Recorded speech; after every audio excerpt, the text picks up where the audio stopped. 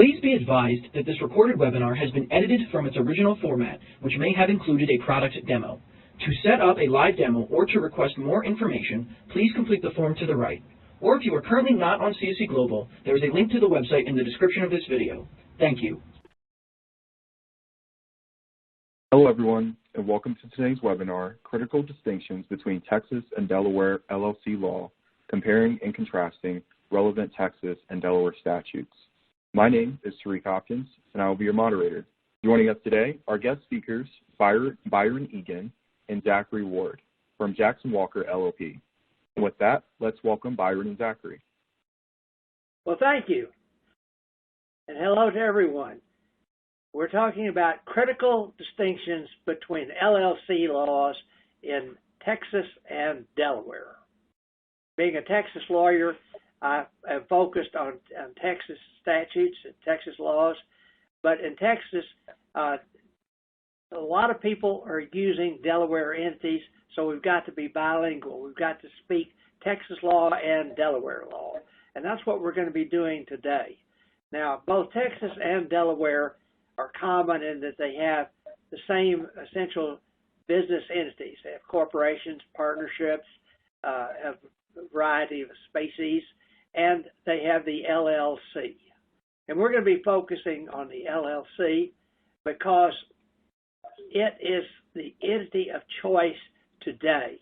We've only had it since 1991 in Texas, and in Delaware it was a few years later, but the bottom line is that we're making LLCs today in a 12-to-1 ratio over for-profit corporations, and as a result, we have a substantial number of more LLCs than for-profit corporations, and of course limited partnerships, et cetera, are even less.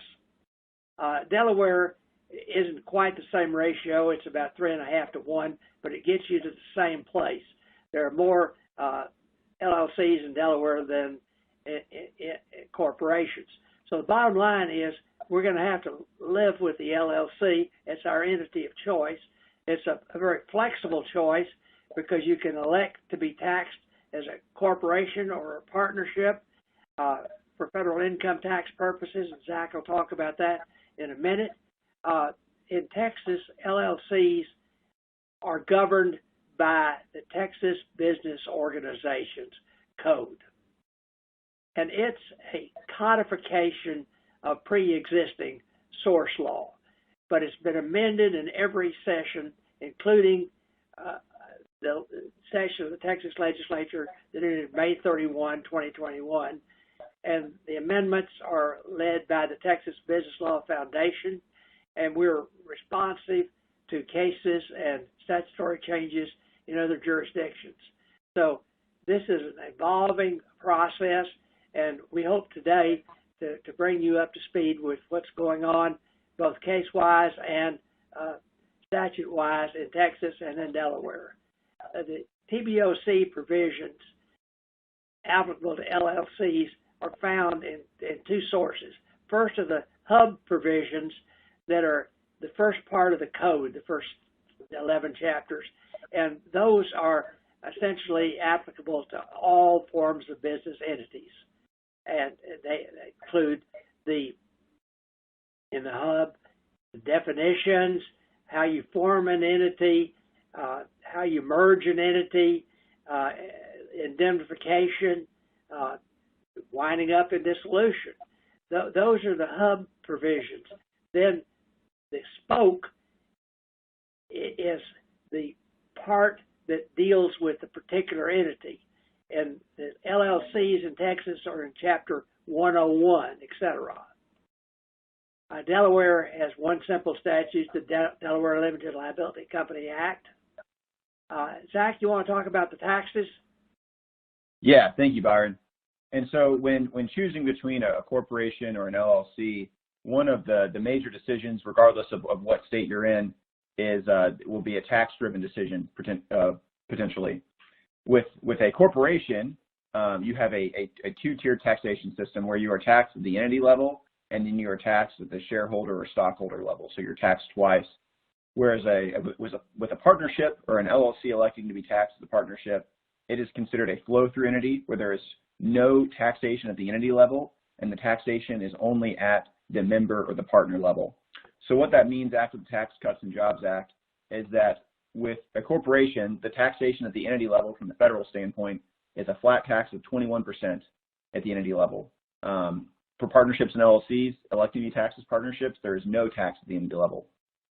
Instead, with the partnership and the LLCs, there is a tax at an individual owner level when they receive the distributions, and those are at individual rates, which range up to 37%, plus your 3.8% Medicare contribution tax.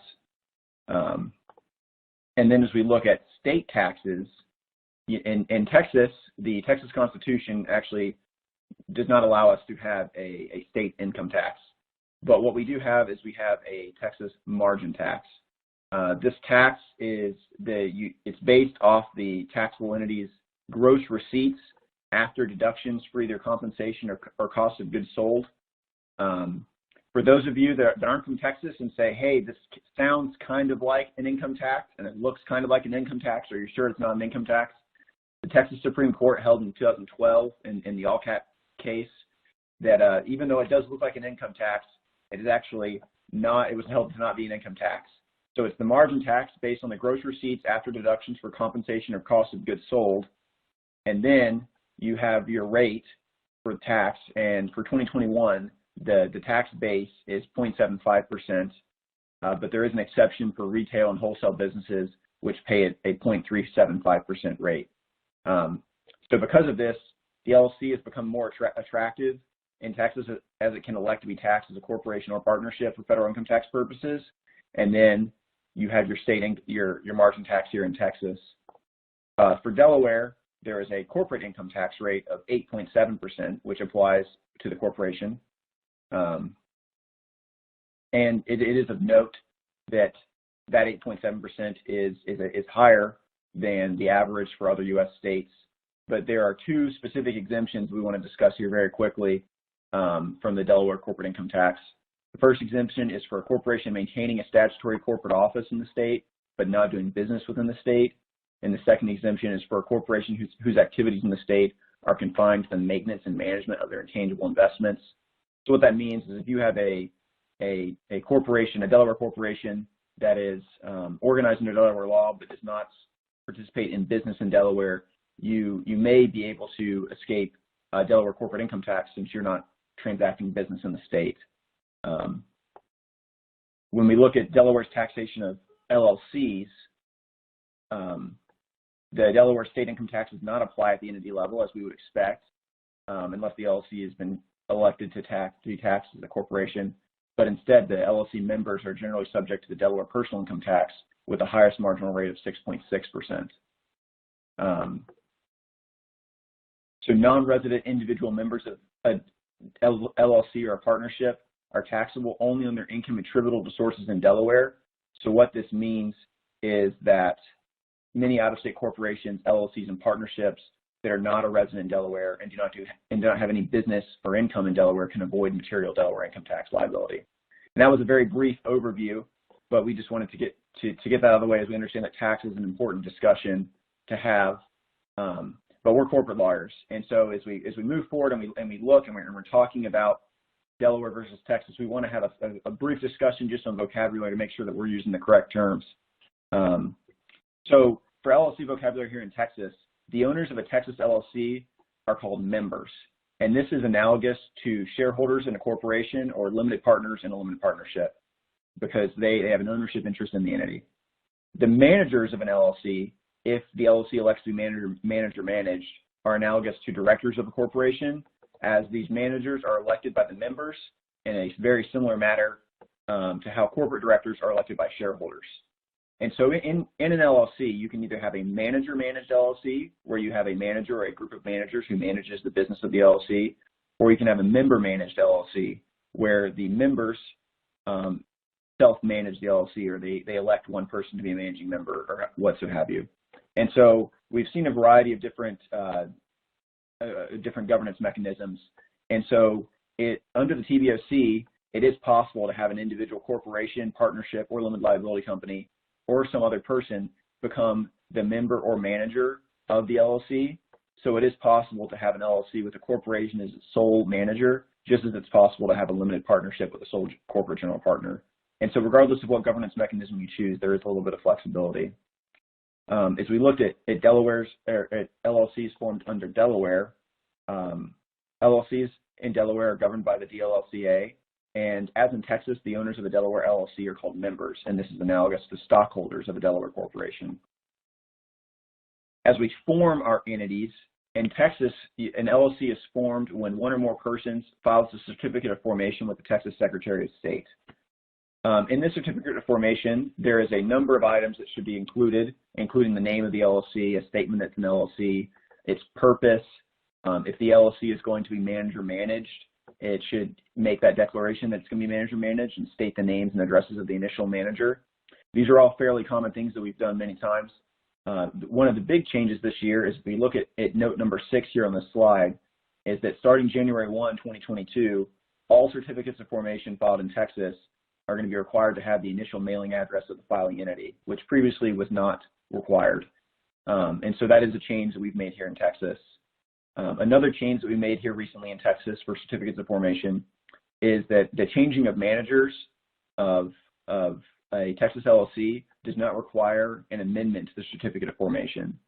So after September 1, 2021, the changing from manager managed to member managed or vice versa, so changing the governance structure of your LLC, it can be affected by an amendment to the company agreement as well as by an amendment to the certificate of formation. And this is important because amending the certificate of formation is a bit more difficult usually, because it requires a filing with the Secretary of State. And so after September 1, if you want to change from member managed to manager managed or vice versa, you can probably do it more easily, depending on your company agreement, by just amending the company agreement and the provisions therein. And then any change in this governance structure is going to be reported to the Texas Comptroller of Public Accounts each year when the entity files its public information report. And then as we look at one more quick item on Texas LLCs, forming an LLC, you can form it by filing a certificate of formation, but in Texas, an LLC may also be formed pursuant to a plan of conversion or a plan of merger. And in that case, the certificate of formation will be filed with the certificate of merger or the certificate of conversion, but it does not need to be filed separately with the Secretary of State. And then, Byron, do you want to tell us a little bit more about LLC formation and governing documents here in Texas? Sure. Certainly the name of the LLC has got to have something that designates the nature of the entity, like LLC. Although you could use Limited Liability Company, Limited Company, etc. The idea is to show that this is a limited liability entity. And you can include in the certificate of formation just about anything you want to that's not inconsistent with law. The certificate of formation is a critical document. To amend it, it requires the consent of all members unless you so provide in the certificate of formation. So that's critical. Most people want it to be amended by the members by a majority vote. Then in September of 2021, there's going to be a new section 2115 of the code added that provides that the governing documents of the LLC or other domestic entity, that includes a corporation, may provide that the internal affairs claims shall be brought only in a court in Texas. That can be a federal court or a state court. That provision can be in the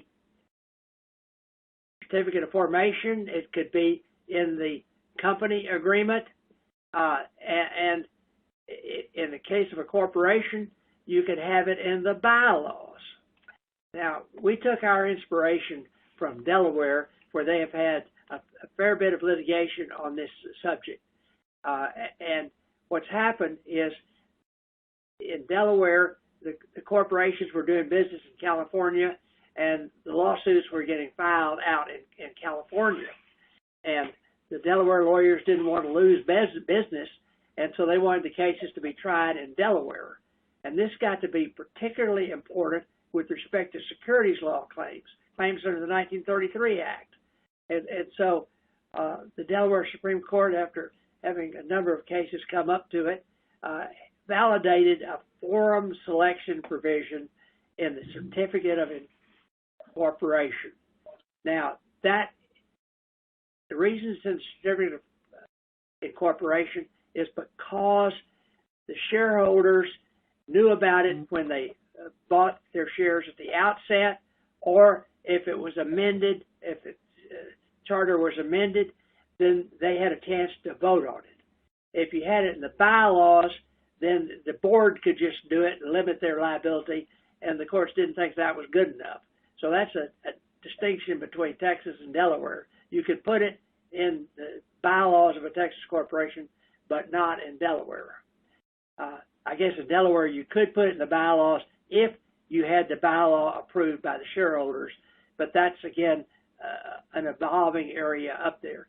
Most of the provisions related to organization and management of a Texas LLC and the terms, governance, securities, membership interests, etc., are going to be contained in the company agreement. And the company agreement is going to look a lot like a limited partnership agreement or corporate bylaws. When I first drafted one right after the statute was adopted, I took a limited partnership agreement and corporate bylaws and melded the two together and created an LLC agreement.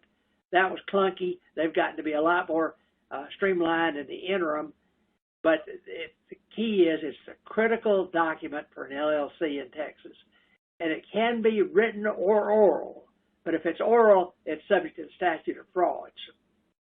And it's going to generally trump the default provisions in the TBOC.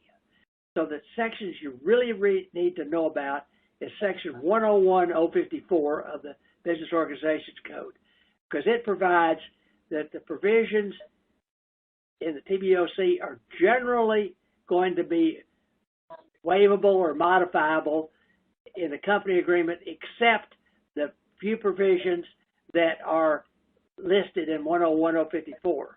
So that's critical for you to keep a track of. The company agreement is going to have the capital account and other financial and tax provisions that you would find in a limited partnership agreement. But the TBOC does not require that the company agreement ever be approved by the members or filed with the Secretary of State or otherwise made a matter of public record. Nevertheless, it may be desirable for the members to approve the company agreement and perhaps sign it, because that will show that they intend to be contractually bound, and that's helpful if you're going into court to enforce it. And then it's also helpful in terms of showing that it is a partnership agreement for federal income tax purposes if you're being taxed as a partnership. So the custom is to have it initially signed by the initial members. But that signature is not required, and it's enforceable against the LLC, regardless of whether the LLC has actually signed it or adopted it.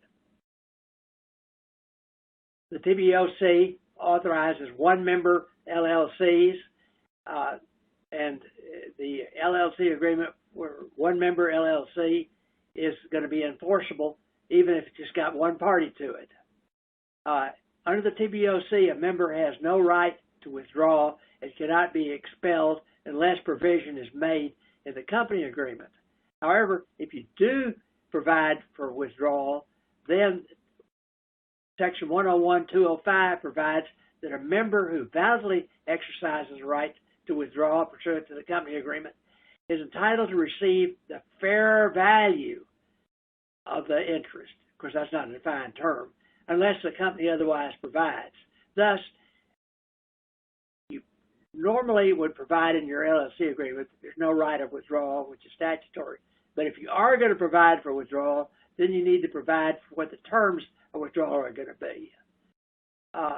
In Delaware, an LLC is formed by filing a certificate of formation with the Secretary of State, and it's a fairly short document. But when it's filed, the entity comes into existence. In Texas, in Texas, we call the Limited Liability Company a company agreement. In Delaware, they call it a limited liability company agreement, although you could also call it basically limited agreement, whatever you want to call it. Oral agreements, LLC agreements, are going to be enforced in Delaware, whether or not the LLC is a party to it. An LLC agreement may be amended as provided in the LLC agreement, but important point, if the LLC agreement does not provide for its amendment, then the amendment must be signed by all of the members. And that can be quite cumbersome. We've found situations where they were silent and you had to get all the members to sign, and if all the members aren't around, that could be a problem. Single member LLCs are all right. So, Zach, how are LLCs managed? Yeah, thanks, Byron. And so, as we discussed earlier, there's two different management structures. The first one is to have the LLC managed by a manager or a group of managers, and that's a manager-managed LLC. And the other alternative is to have a member-managed LLC, where the members themselves self-manage the entity. And so, when you have managers, the business and affairs of the LLC are managed under the direction of the managers, who, as we said before, function similar to a board of directors of a corporation, and those managers may designate officers and other agents on behalf of the LLC. And so it's important to note here that a manager can be an individual, a corporation, or another entity. And so as we discussed earlier as well, it's possible to have an LLC with a single manager that is a corporation or a limited partnership or whatever, another entity. And so the certificate of formation or the company agreement, however, may provide that the management of the business and the affairs of the LLC may be reserved in whole or in part to its members. So one thing we've seen as of recent is having an LLC organized to be run without managers, as in the case of a closed corporation, or another alternative we've seen a lot more of recently, is it's structured where the day-to-day operation are run by managers, but member approval is required for certain significant actions, and this is the case for many joint ventures and other closely held corporations. So when we think about having managers or having a member-managed LLC, and we think about our governance, one item to think about here is specifically who is going to have the authority to obligate the LLC contractually, or who has the authority to empower others to do so. And so when we draft these company agreements, it's important that we dictate the way in which the managers or members are to manage the LLC's business and who they can give authority to. So specifically, as we think through it, if we have a manager-managed LLC, there should be a specific provision regarding how many managers are to be selected, their terms of office, if they're staggered, how the managers are to be removed, who has the right to replace managers, et cetera, et cetera. And so, noting this and looking, the TBOC was amended this past legislative session to provide that in certain emergency situations as defined therein, there's alternative governance provisions, such as taking action without a quorum during the emergency. And so while that's a great provision to have in our back pocket if there is an emergency, sometimes having a carefully crafted company agreement will allow a little bit of flexibility for emergency situations as well. And going back to this discussion on authority, the TBOC provides that a number of people are agents of the LLC. If there is an officer with actual or apparent authority, then they have the authority to bind the LLC contractually. Managers of a manager-managed LLC have the authority to contractually bind the LLC, and then members of a member-managed LLC have that same authority. And so specifically, Texas law also provides that an act for the purpose of apparently carrying on the usual way of business of the LLC by any persons named in the TBOC, section 101-254A, binds the LLC unless the person so acting lacks authority for the LLC and the third party with whom the LLC is dealing with is aware of the actor's lack of authority. So it's a very strong provision in favor of apparent authority for these actors trying to bind the LLC, and it's very favorable to unknowing third parties. And so again, it's best practice to carefully craft in your company agreement who has the authority to bind the LLC and to make that clear among all the members.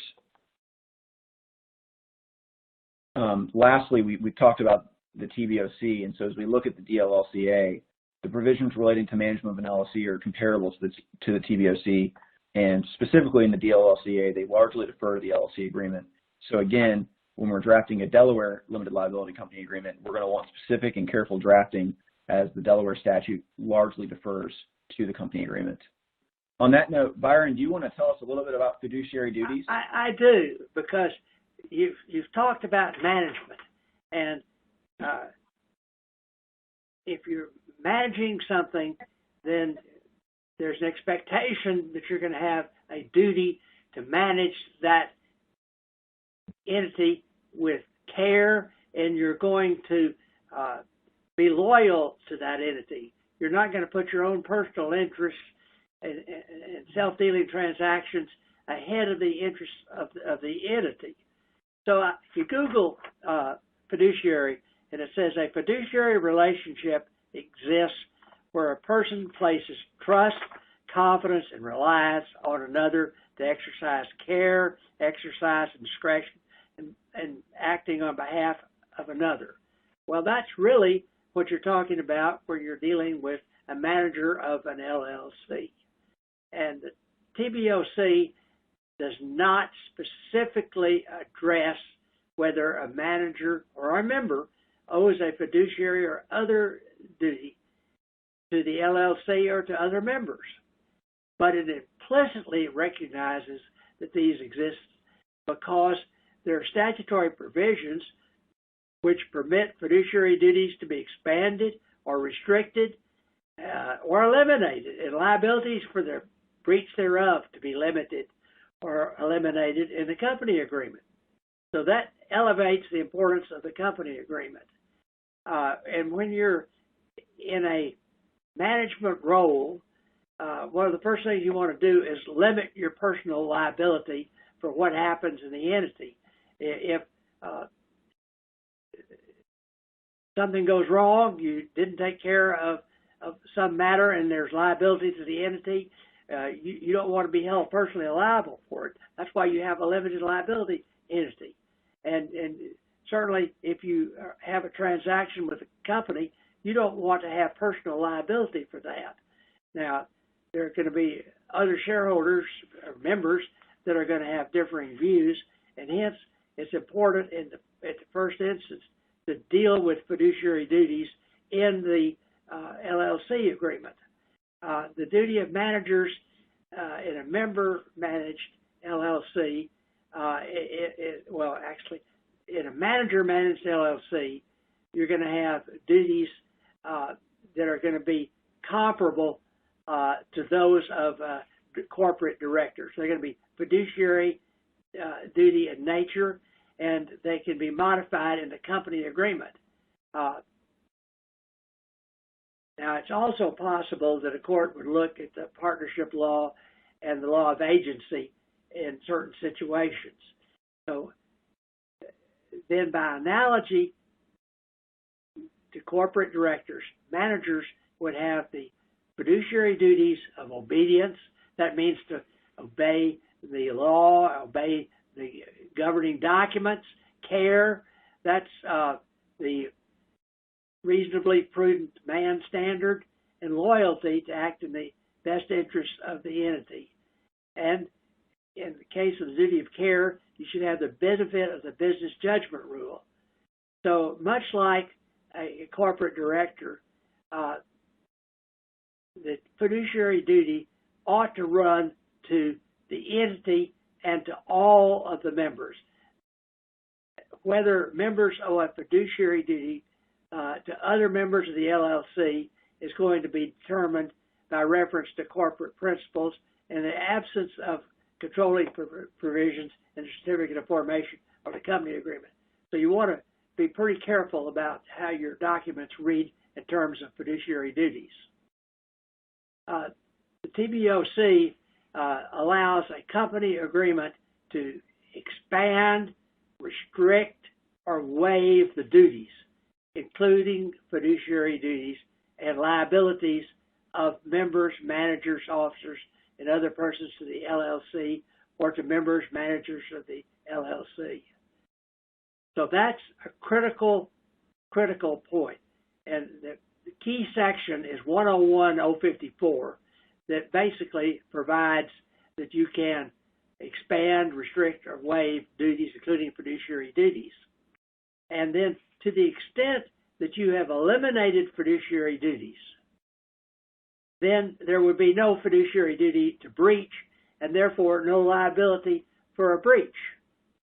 There's another section of the TBOC, 7.001, that allows the limitation or elimination of liability to the LLC, but that also applies in the case of a corporation or a partnership. And there's an exception in those cases for a breach of the duty of loyalty, a bad faith transaction, or where you're receiving an improper personal benefit.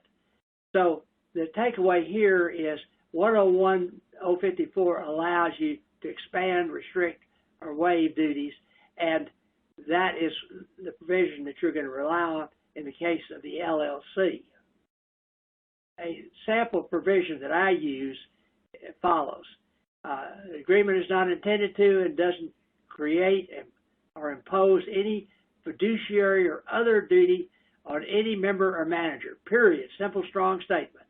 Furthermore, each of the members, managers, etc., to the fullest extent permitted by applicable law, hereby restricts, limits, waives, or eliminates all duties, including fiduciary duties, that otherwise may be applied by applicable law, and in doing so acknowledges and agrees that the only duties and obligations of a member or manager to each other and to the LLC are contractual in nature and only as expressly set forth in this agreement, and no member, manager, or manager shall have any liability to the LLC or any other member or manager for any act or omission except as provided by applicable law. Now that's a reference to applicable securities laws. You cannot waive compliance with the Federal Securities Act of 1933 or 1934 or the Texas Securities Act or in any other agreement to which the member is a party. The provisions of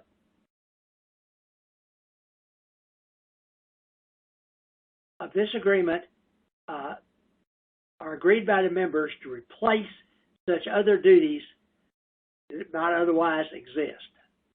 Now, in a contractual relationship, there are going to be things, the duties, that the parties are not going to want to eliminate a duty to comply with. So you're going to want the managers not to take any action that might breach one of those covenants, and that's, you know, are you going to do this or are you going to do that, not incurring debt over a certain level, so on. Those are like in a loan agreement. And then the members may have, this is a business opportunity provision, the members may have investments or other business relationships and other entities except, and then you build in where the limitations are going to be. So that's contractual, and the significance of that is a breach of a fiduciary duty in common law is a tort, and punitive damages lie for that. But if it's a breach of contract, then that's just contract damages and no punitives. So that's a very important point. And there's a lot of negotiation that goes on with the management and the investors with respect to what the fiduciary duties are going to be, and so on. Unlike in Delaware, Texas does not have a robust common law duty of good faith and fair dealing. It does not exist in all contractual relationships in Texas. Rather, it arises only when the contract creates or governs a special relationship. And then the question is that present in an LLC? And there are no cases to that effect yet, but I think the ultimate upshot is that there is going to be a fiduciary duty in an LLC context. I should say a duty of good faith and fair dealing. Now, good faith and fair dealing is not a fiduciary duty. It's contractual duty to comply with the provisions of the agreement. And what it's intended to do is to deal with the gaps in the agreement. If the contract exists and is complete, then the duty of good faith and fair dealing does not have something to imply into the contract because you've already provided for it, and that should trump. But there are cases where there is not a subject addressed, and that's where the covenant of good faith and fair dealing comes. It's very robust in Texas. As I said, there are no cases on that point in Texas so far. Texas, unlike Delaware, doesn't include a provision that emphasizes freedom of contract and enforceability of company agreements that increase or reduce the fiduciary duties. But the Tboc basically allows the waiver of the, or amendment as we talked about. And then there's another Tboc provision that provides that if you have an interested party transaction, you can validate it. It's common law. An interested party transaction was voidable, period. But then we, by statute, amended it to say if the material facts are disclosed to the governing authority and the governing authority in good faith authorizes the transaction by approval of a majority of the disinterested. That's critical. It's a majority of the disinterested. So you may have some interested managers or members, but if you have a majority of the disinterested ones, then the transaction is valid. It's also valid if the members approve the transaction, or if you go to court and you can prove that the transaction is fair to the LLC at the time and as otherwise at the time it was approved. So that's critical. But fairness means entire fairness, and that's fairness of price and fairness of process. In Delaware, likewise, there's no codification of member or manager fiduciary duties, but the statute expressly permits the elimination of duties in an LLC, although not all LLCs effectively do so. So there has been a good bit of litigation in Delaware as to whether the fiduciary duties existed in the context of an LLC. And finally, the legislature amended the DLLCA to provide that unless modified in an LLC's governing documents, the common law fiduciary duties will apply to the LLC. What that translates into is you need in Delaware to have a provision very much like the one I gave you for Texas that eliminates fiduciary duties and then puts back in any contractual duties that you want to build in there. In Delaware, if you wanted to eliminate fiduciary duties, you could just simply say that they are eliminated, sort of like this. Needless to say, in Delaware, elimination of fiduciary duties is subject to intense negotiation, just like it is in Texas. But unlike Texas, where you have an LLC agreement and you're attempting to limit fiduciary duties, and you fail to be really conspicuous as to exactly what you're doing, you're being coy, you're being clever about it, you're making it look like there is some duty, but you really think you've eliminated it. Well, guess what? When a court sees that, particularly Delaware Chancery Court, they will look at that and say, we don't understand what that means, and therefore we think that that's an ineffective limitation of fiduciary duties, and you have nothing, we can do nothing but imply that full common law fiduciary duties apply. Needless to say, that's something that is problematic. if you're a lawyer and you've drafted a provision that you think is very good and you think you've eliminated fiduciary duties, but you've included some of the wrong words, you may end up with full fiduciary duties, which may be a malpractice moment. So read the cases. You can read my book and you'll see something. You've got some samples in here. In Delaware, controlling persons can be liable for the breaches of fiduciary duty by the governing people of the entity. There are several Delaware cases involving limited partnership reorganizations that are relevant in the LLC context. A couple I want to mention to you is one is the Gerber case, and that involved a Morgan Stanley fairness opinion. The limited partnership agreement had provided that a transaction with the affiliate, with the general partner, would be valid if the general partner got a fairness opinion. And so they got a Morgan Stanley fairness opinion to support a transaction. The court said, no, you got one that said it was fair to the partnership as a whole, but you didn't deal with the limited partners, and that was really what was important. So that was good faith and fair dealing, filling in the gaps. And you should have filled in the gap in your contract, but you didn't, so we're going to imply it for you. Another case is the Dankman case, and there you had a hedge fund, and it had portfolio companies, and it wanted to do an affiliate transaction, and so it needed to have independent director approval. So a special committee of the board of directors of the general partner would approve the transaction. And so the general partner created such a board.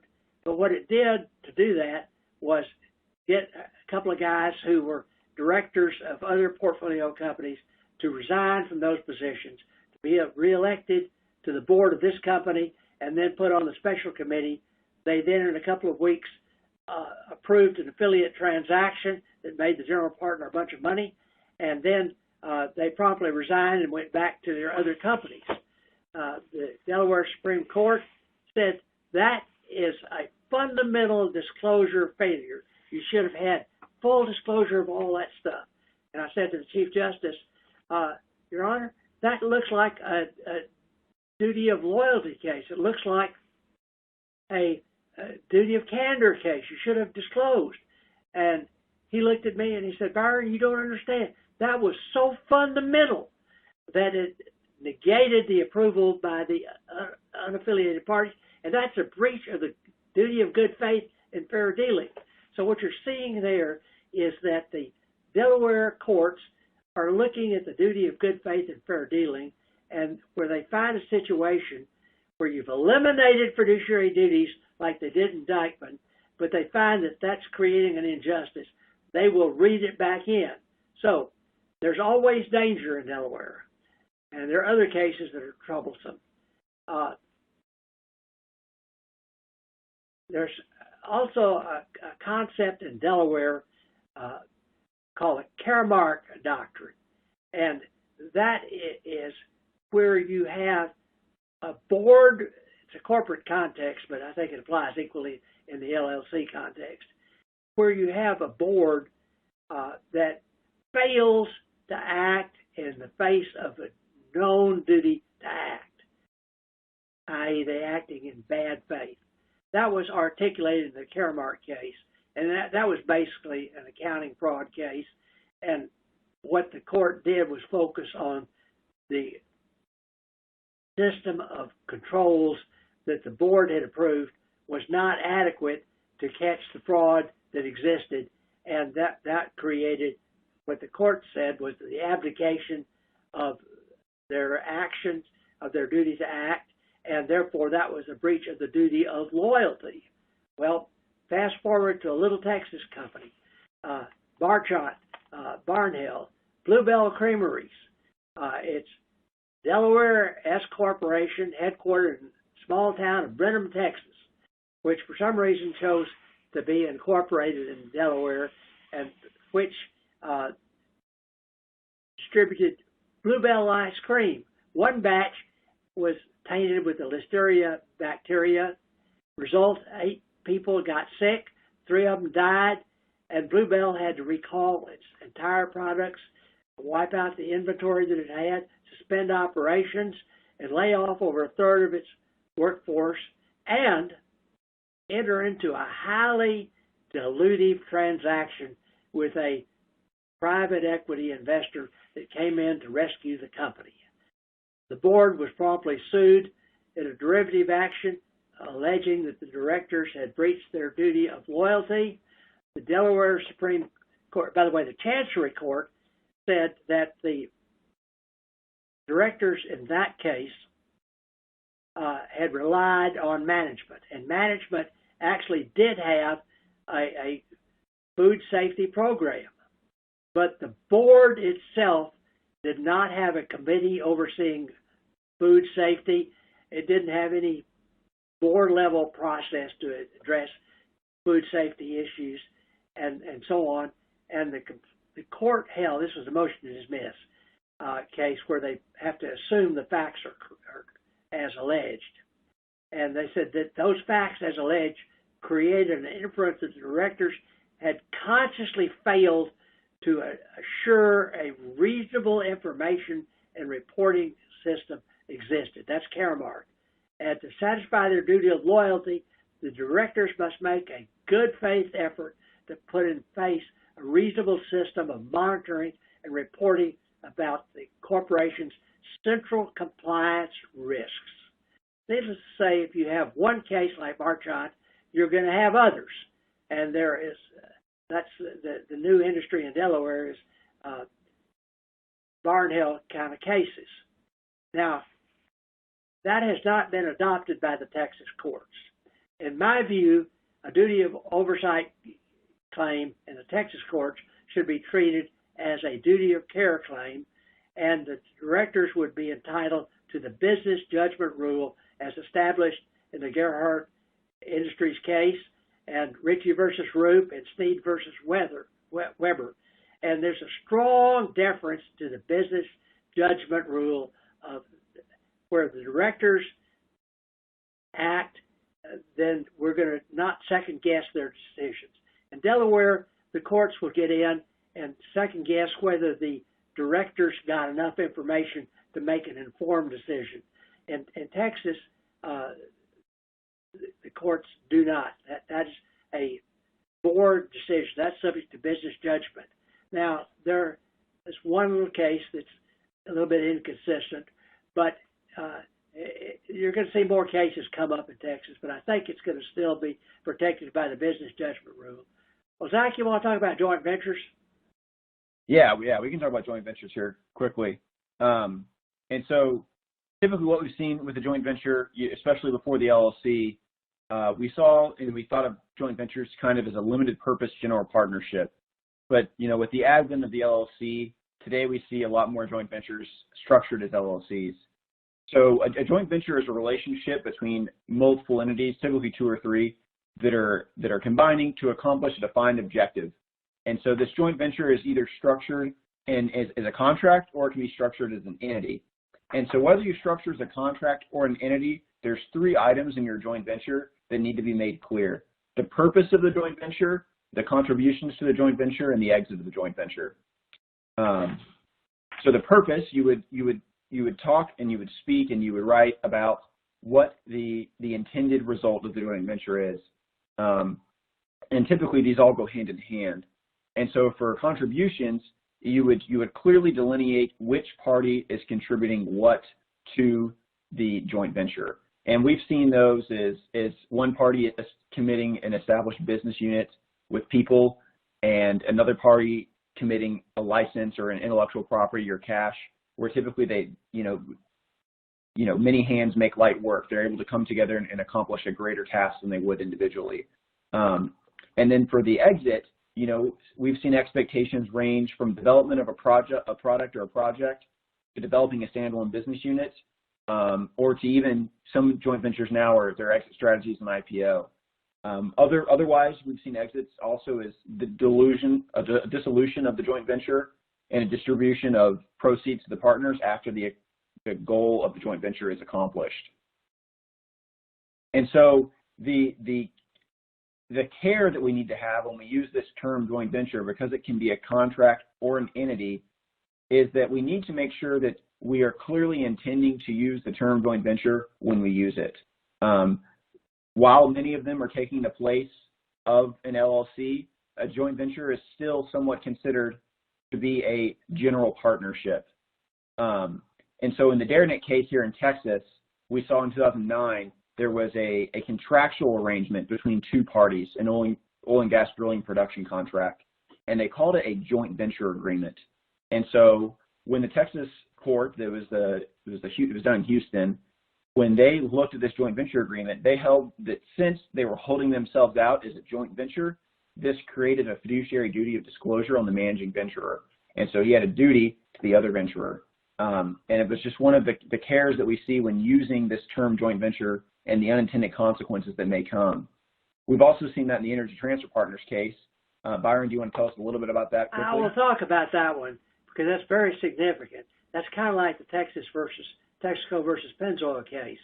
And there, the parties, two giant pipeline companies had planned to enter into a pipeline joint venture to build a big pipeline from Oklahoma to the refineries on the Texas Gulf Coast. And they entered into a series of preliminary agreements which provided that the obligations of the parties were conditioned on the execution of a definitive joint venture agreement and approvals by their respective boards of directors. But they never got around to signing a definitive agreement, and the parties, though, went forward and spent a ton of money and time developing the project, and as they were trying to market and sign up companies to transport over this pipeline to be built, they announced that they had a joint venture, and they marketed it. Well, they weren't successful. They didn't get enough commitments, and Enterprise decided to pull out. But before it pulled out, it sort of reached out to another company and made an alternative arrangement to build a similar pipeline. Energy Transfer Partners was offended, and it sued Enterprise in state court. They claimed, and the jury found, that the parties' conduct in announcing they had a joint venture created a general partnership under state law, and that of course had fiduciary duties, and that the negotiation and agreement with another party breached those fiduciary duties, and a judgment for $535 million was entered in favor of Energy Transfer. They were very pleased. Court of Appeals affirmed. Texas Supreme Court got the case, and it held that no partnership was created because the confidentiality agreement and the letter of intent provided that no party was bound to proceed with the transaction unless and until a definitive agreement was executed by the parties after approval thereof by the governing authorities of the parties, which never happened. Hence, the Supreme Court held that the contract trumped and no partnership was created and no liability. So that tells you that Texas is a contractarian state, and we will respect contracts if they're clear. Then we have business combination provisions. You want to talk about those quickly, Zach? Yeah, we can talk about them really quick. So in Chapter 10 of the Tboc, it gives us a full list of the different business combinations that an LLC can enter into. And the biggest item is that the LLC can enter into a business combination if it's provided for in the laws of for the constituent documents of the other entity. So, for example, that's where we learned that a Texas LLC can merge with or convert into a Delaware LLC, which is common sense, but we need to make sure we have the legal backing behind it. And so we want to quickly talk about a couple different kinds of business combinations. The first of which is a merger. And so to merge under Texas law, we need to have a written plan of merger setting forth the terms of the merger, and the merger is effective when the entities file the certificate of merger with the Secretary of State. It's important to note that under Texas law, if it's not provided for in the company agreement, when an LLC merges with another entity, there are no dissenting or appraisal rights for LLC holders that were not satisfied with the merger. Texas law also provides conversion, where you can convert the LLC to another form of entity. You can also do an interest transaction where you can assign your interests, provided that that assignment is permitted under the governing documents of the limited liability company. And so in Texas, a company agreement would typically contain certain restrictions on assignment of interests, and those membership interests are typically enforceable as long as they're not overly burdensome. Okay. All right, Byron, do you want to tell us a little about divisive merger under Tboc? This is a unique provision. Texas law for the last 20 years has provided that the definition of merger in the code includes a division of a domestic entity into two or more domestic entities or other code organizations. So basically what that means is in Texas, an existing LLC can merge with itself and create two or more other entities, and they can be partnerships or LLCs or whatever, but you can do it. The key is you must have a plan of merger, and it must provide the manner and basis for allocating, investing the property of the parties, and the manner and basis for allocating it. So this has also been called the Texas two-step, and it's received a good bit of publicity recently where major entities were looking at liabilities that were associated with a bad product or something, and they wanted to isolate the bad liabilities from the good assets. And so they would come to Texas to use the Texas Business Entity Statutes to permit a divisive merger, and then you would divide the corporation or LLC into two entities, and you'd allocate in your plan of merger the liabilities that you didn't want to one entity and the good assets to the other. And the idea is that that would make one of the entities more valuable than others because it would have a lot of assets and very few liabilities. And does that work? And that's an important thing. If you don't make that provision in the plan of merger, then the allocation, it's not going to be an allocation. So it's going to be the assets divided pro rata and the liabilities are joint and several. That makes that the critical provision. Then the Tboc has long provided that when you file a certificate of merger, the assets and liabilities of the constituent mergers are vested in the surviving entities as provided in the plan of merger without any transfer or assignment having occurred. Repeat, without any transfer or assignment having occurred. Now, that means that the assets of the constituent entities move in accordance with the plan of merger, but it's not an assignment. So if you've got an anti-assignment provision in a contract, generally speaking, that's going to be overturned by this. Now, there are two exceptions to that.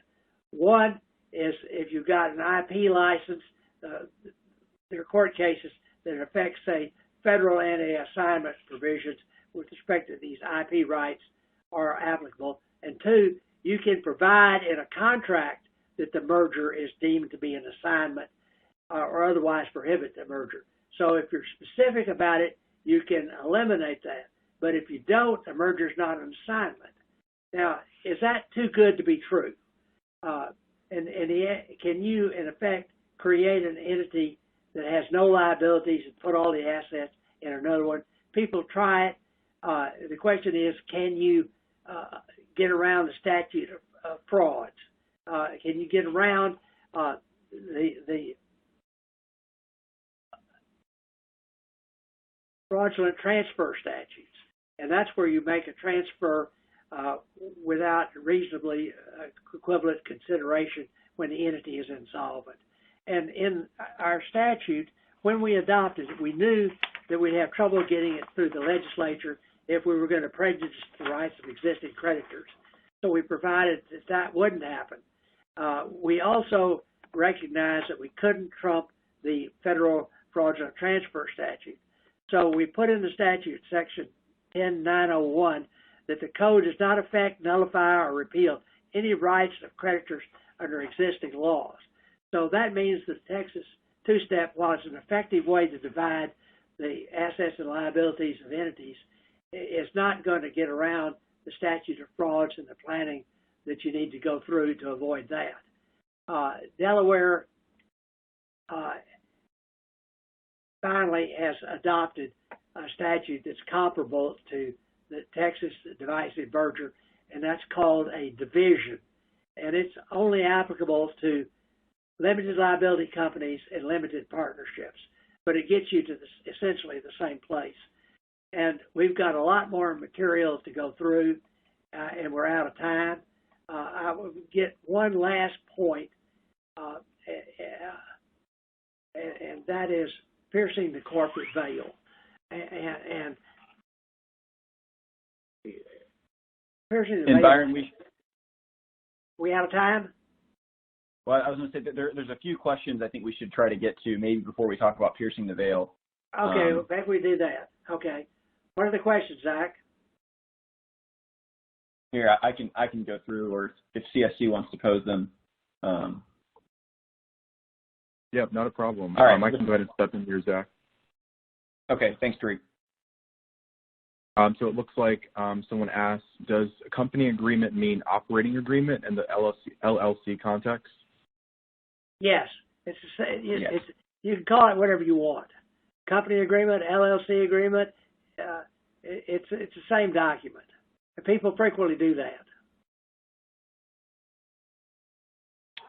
Okay. It looks like John asked here, what are a few examples of emergency? Zach, you want to respond to that? Yeah, so I embarrassingly, I can't tell you off the top of my head. Okay, I can. In the Texas, I was involved in drafting the statute. And basically, what you're looking at is the ice storm that we had in Texas in February. That would be an emergency. That was, in fact, what inspired us to put that in there. We had hurricanes in Texas where you have situations where you can't get the board of directors together and you can't get a quorum, and the company's got to go do business, got to make decisions. So that would be an emergency. You can define in your governing documents what an emergency is to deal with it. In fact, we would recommend that. Great. Thanks, Byron. Lynn asks, our company is physically located in Texas. We currently have a company registered in Delaware and then the foreign entity registration in Texas. Are there advantages to this arrangement, or would it be better to register the company in Texas only? Well, if you're going to incorporate or organize your LLC in Delaware, you're going to pay tax in Delaware, you're going to pay fees in Delaware, or you're going to have a registered agent and so on, and then you're going to have to qualify to do business in Texas, and you're going to have to pay down here too. What you want to do is avoid double taxation. Zach has already talked about Delaware. Maybe if you don't have any presence in Delaware, you don't have any practical Delaware exposure except fees, then you're going to be subject to the Texas margin tax in any case. So I say you don't really gain anything. Some people do it because they like the governance provisions. They like the way Delaware handles its fiduciary duty elimination. I think I've demonstrated that there's really no advantage to that. in being in Delaware versus Texas. And in fact, Texas may be more favorable because of the duty of good faith and fair dealing that's so robust in Delaware, and it arises in surprising situations. So bottom line, if you want to be in Texas, I would organize under the Texas LLC Act.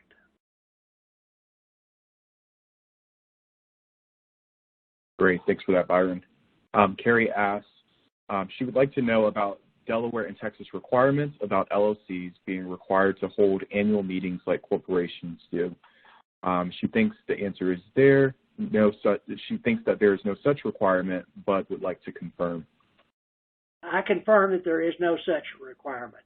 In both Delaware and Texas, your company agreement or your LLC agreement is going to govern, and it's going to deal with whether you have meetings of members or whether you have meetings of managers, when you're going to have them. That's all a matter of contract. There are some LLC agreements in both states that basically provides member managed and no provision for any meetings. It's just, you just do it and find a way to make it happen. So no formal requirement of meetings, but you can certainly write into your LLC agreement whatever you want. Great. We have one more here before you get back to your final topic. Elaine asks, is the EIN approval letter considered part of the formation / governing documents? The answer is no. The EIN is a federal tax number that's very valuable in certain contexts. It's an identifier, but it's something that you get under the Federal Internal Revenue Code. It has nothing to do with the Texas Limited Liability Company statute or the Delaware Limited Liability Company statute. Okay, great. Byron, Zach and Byron, I'll let you get back to your last topic there. Well, I was just going to say, probably what we should do quickly is do you want to explain, we have a number of references herein to EGAN on entities, and I don't think we explained exactly what EGAN on entities is, and so I wanted to make sure that we explain that properly. Thank you, Zach. EGAN on entities is cited on just about every page of the PowerPoint because the PowerPoint is just that. It's a summary of points. And there's a reference, like on this one, that's section 5.9, and that is a section of the third edition of EGAN on entities, which came out in 2020. And it's available, it's titled EGAN on Entities, Corporations, Partnerships, and Limited Liability Companies in Texas. It's got probably as much Delaware content as Texas content, because you've got to be bilingual in Texas. And it's available from CSC and LexisNexis, the sponsors of this program. So they would be pleased to receive a subscription or an application to purchase EGAN on entities.